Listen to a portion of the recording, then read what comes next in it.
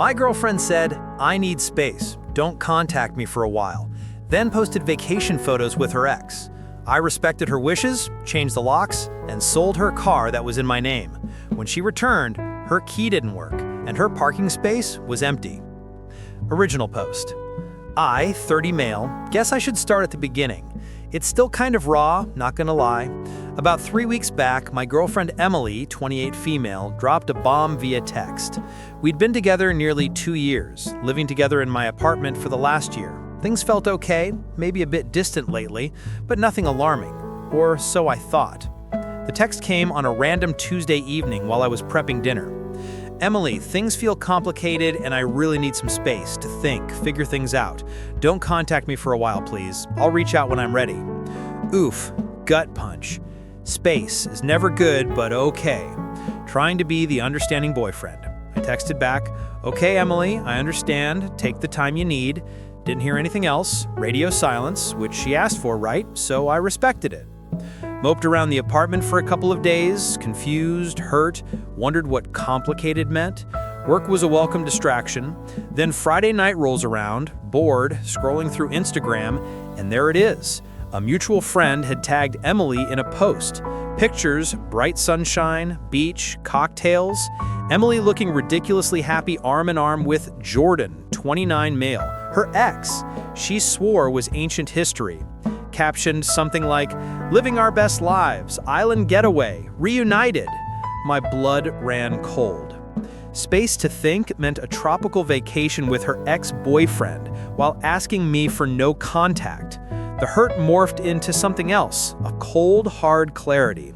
She didn't just want space, she wanted me out of the way while she test drove her old relationship, keeping me as a backup plan in my own apartment, using my resources while explicitly telling me to leave her alone. Okay, fine. You want space? You want no contact? Granted. Saturday morning, first thing, locks. Called a locksmith, changed the deadbolt and the knob lock on my apartment door. Cost about $250, worth every penny for the peace of mind. Her key was now useless. The car. This requires context. About 6 months ago, Emily's old clunker finally died.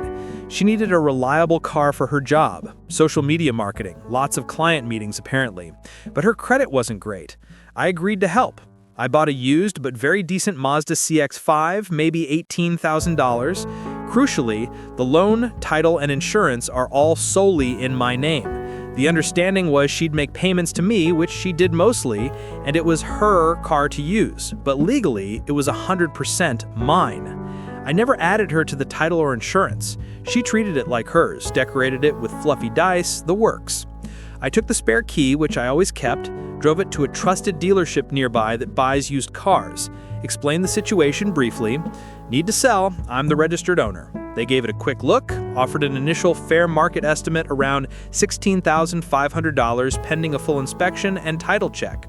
I agreed to proceed and sign the initial paperwork to start the process. They said it would take a few business days to complete the inspection, finalize the offer, and handle the title transfer. I left the car there, took an Uber home. Her designated parking spot at the apartment complex, empty. Her stuff, I didn't touch it yet. It's still in the spare room closet. Not throwing it out, that feels petty. But she wasn't getting back into my apartment without talking to me, which she explicitly requested not to do. Felt strangely calm, like performing necessary surgery. Hurt? Yeah, deep down. Felt like a total idiot, but anger wasn't the main driver. It was logic. She asked for space and no contact. She demonstrated the relationship was over by vacationing with her ex. I was simply respecting her request and protecting my assets and my home. Now I wait. According to Instagram, the best life vacation lasts another week. Let's see what happens when she gets back and her key doesn't work. Update 1. Well, she's back. Showtime.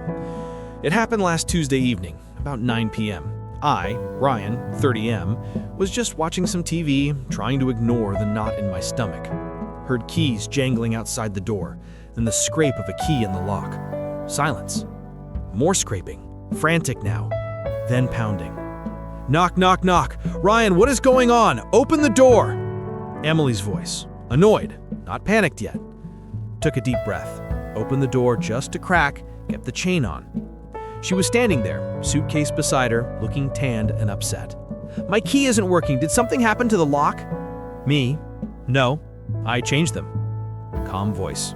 "Level." She blinks. "You what? Why would you do that?" Me. "You asked for space and no contact, Emily. I gave it to you. Permanently." "What are you talking about? I just needed some time. You can't just lock me out."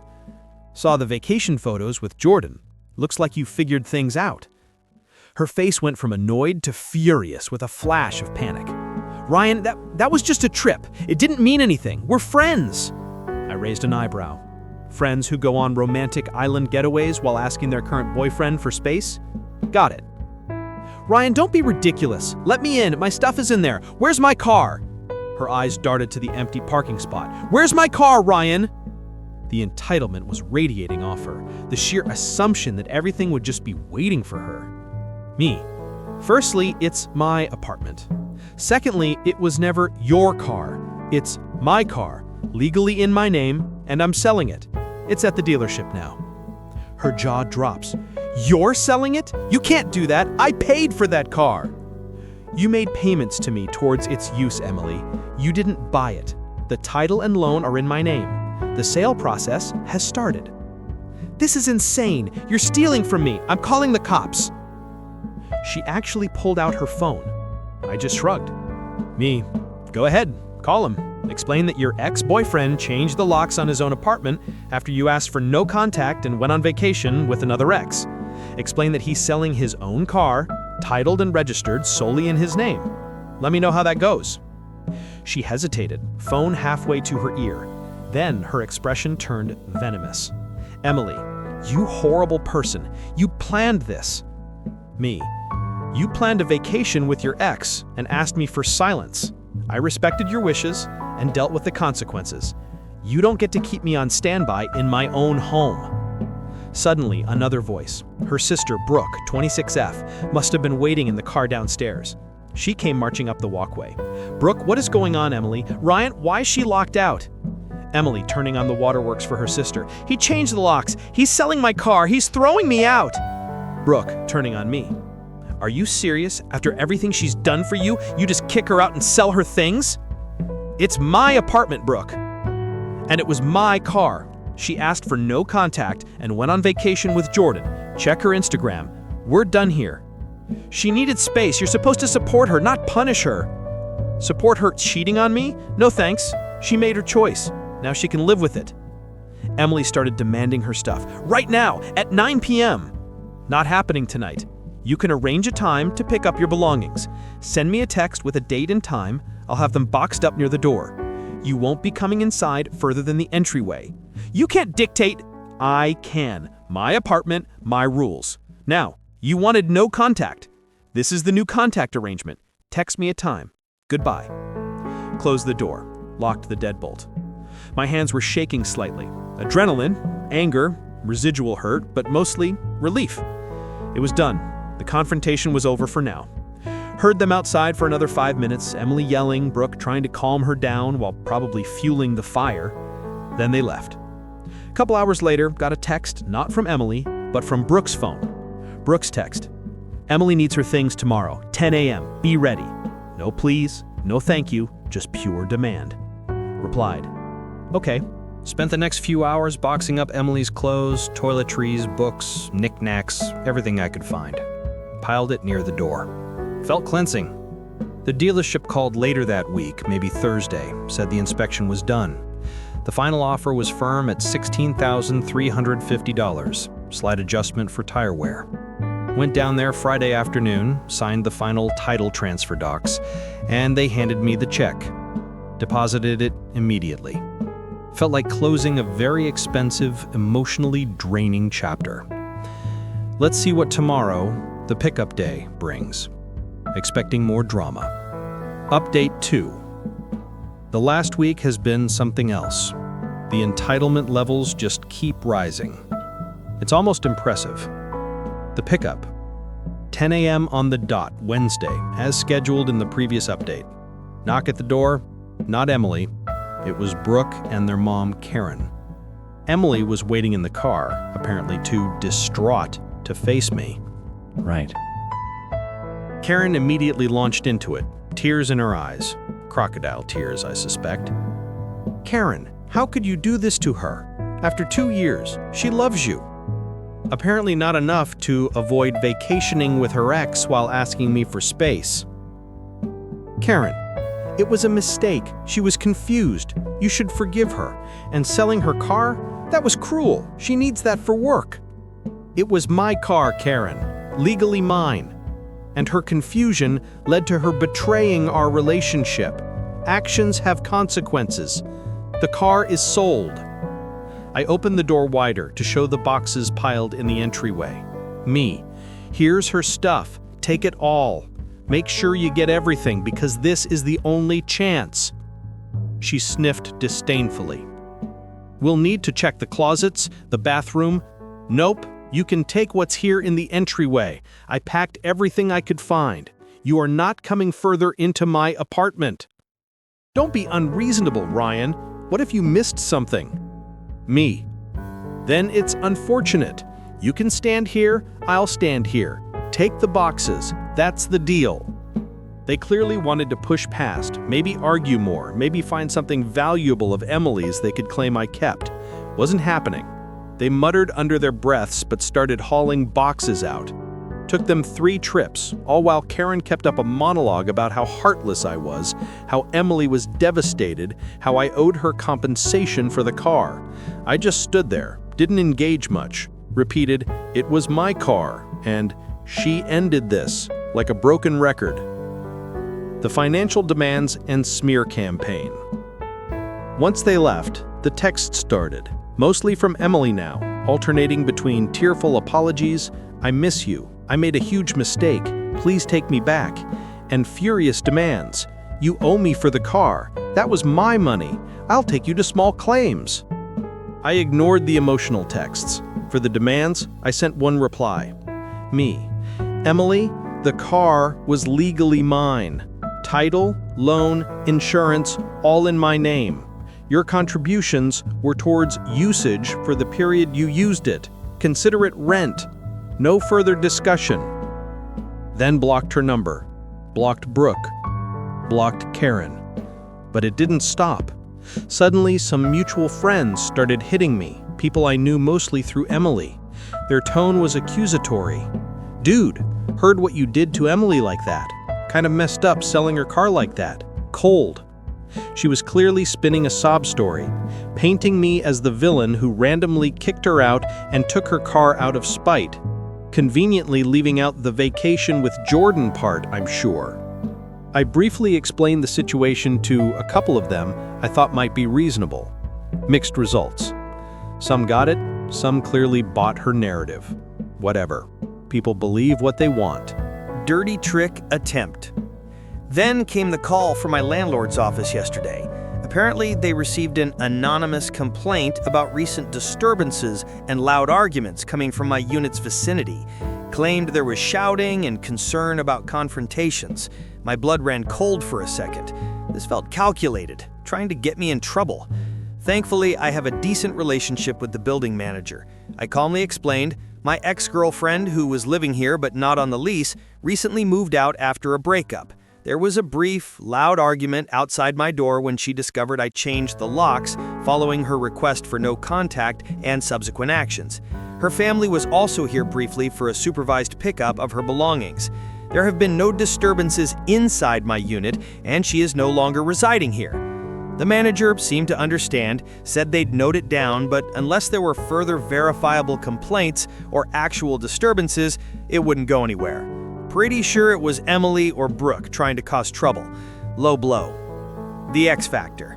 Got a message request on Instagram from Jordan. Didn't open it, just deleted and blocked. Don't need or want to hear anything from him. Probably gloating or trying to stir the pot. My response. Honestly, all this entitlement and the dirty tricks just solidify my decision. They aren't making me feel guilty, they're making me feel justified. This isn't just a mistake Emily made, this is who she is, and who her enablers, Brooke and Karen, are. The revenge isn't some grand scheme, it's just letting them crash against the wall of reality. Apartment, secure. Lease is solely mine. Complaint went nowhere. Car, sold. Money in my account, legally airtight. Her stuff, gone. Communication, blocked on all channels. Any future attempts at contact, especially threats, will go straight to a lawyer for a cease and desist. Already consulted one briefly just to be safe. They confirmed my position on the car and apartment is solid. The constant demands, the victim narrative, the attempt to mess with my housing, it's disappointing. They genuinely believe they can bully and manipulate their way back into the comfortable setup Emily blew up. Newsflash, doesn't work that way. Now I'm just focusing on cleaning up the mess emotionally. It's tough to realize the person you lived with and cared about is capable of this level of deceit and entitlement, but better to know now. Final update. It's been about 2 months since Emily came back from her little space-seeking trip with Jordan. Things have settled down, mostly because I refused to engage with the drama after that last update. Wanted to share the final resolution. The smear campaign continued for a bit, lost a few superficial mutual friends who bought Emily's sob story.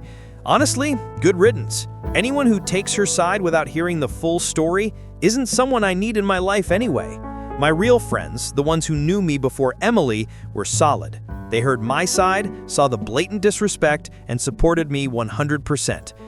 Emily apparently tried to escalate things legally, sort of. I got a vaguely threatening letter from some budget lawyer she must have scraped funds together for, demanding $10,000 for the value of her contributions to the car and emotional distress. It was full of typos and legal nonsense. My response? Had the lawyer I consulted send back a very formal, very concise letter. It included copies of the car title, loan agreement, and insurance policy, all solely in my name. A reminder that her contributions were for usage and depreciation during the time she drove it, essentially rent, and she actually owed me money if calculated per mile based on standard rates. A bluff, but made the point. A copy of her original "I need space, don't contact me" text. Screen grabs of the vacation photos with Jordan, time-stamped public posts. And a warning that any further unsubstantiated claims or harassment would result in me seeking legal fees and filing for a restraining order based on her previous attempts to cause issues with my landlord. Total silence after that. Her budget lawyer probably told her she had zero case and dropped her. Paying for a real legal battle was never an option for her, especially without my financial backing. Heard through the grapevine, a friend who still has minimal contact with one of Emily's less intense friends, what happened next. Emily crashed with Brooke for a while, which apparently caused massive friction because Emily expected Brooke to basically fund her life and didn't lift a finger. Shocking. Jordan? Predictably, he vanished once the vacation was over and reality set in. He wasn't interested in supporting her or dealing with her drama long term. He got his fun trip. End of story. She apparently tried guilt-tripping her parents, Karen, for money, probably with some success, but they couldn't bankroll her old lifestyle indefinitely. Last I heard, she had to move back to her hometown, living with her parents again, and she's apparently complaining constantly about how unfair life is and how I ruined everything for her. Zero self-awareness, zero remorse, just pure, uncut entitlement and victim mentality. The best part? The sweet, sweet sound of silence. No more demands, no more drama, no more Emily. My apartment feels like mine again. I actually repainted the living room last weekend. Got rid of some of the furniture she picked out. Reclaiming the space feels good. The revenge wasn't loud or explosive. It was quiet and methodical. It was simply respecting her request for no contact and letting the logical consequences of her actions play out fully. She wanted space, she got an infinite amount of it. She prioritized the fling with her ex, she got to deal with the fallout alone. She took my support, apartment, car, for granted. She lost it the second she broke the trust it was built on. Selling the car she thought it was hers, the car that was her status symbol while she was literally sunning herself with another guy?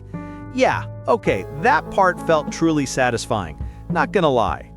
That empty parking space when she got back? Chef's kiss. That's the consequence hitting hard and visibly.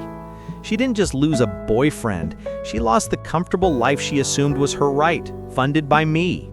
It cost me emotionally, yeah, took time to process the betrayal, but I handled it logically, protected myself, and refused to be a doormat. She thought she could play games, keep me dangling. She miscalculated badly. She faced the direct, unavoidable consequences of her own choices, and her entitlement couldn't shield her. That's the most satisfying outcome I could ask for. Good riddance to Emily. Time to really move on.